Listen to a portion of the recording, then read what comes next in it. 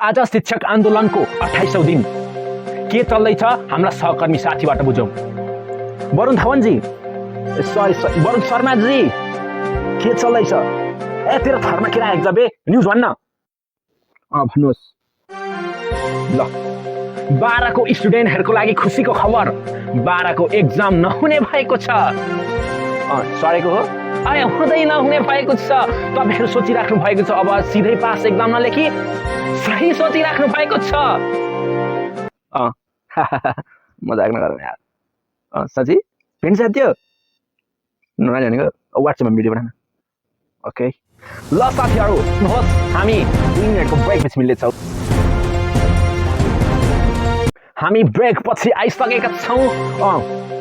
फेरि अर्को न्युज आएको छ। अब 12 को एक्जाम 1 महिना पछि हुने भएको छ। यस, फेरि गुड न्युज 12 कक्षाका विद्यार्थीहरुको लागि। अब 7 ताराका सट्टा 28 वटा किताबको एक्जाम दिनुपर्ने भएको छ 1 महिनामै।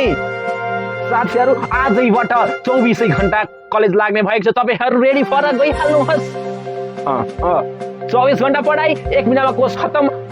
हैन भने तपाईहरुको करियर लेबरमा बितेछ। गइहाल्नुहोस्, कुदिहाल्नुहोस्, निस्किहाल्नुहोस्।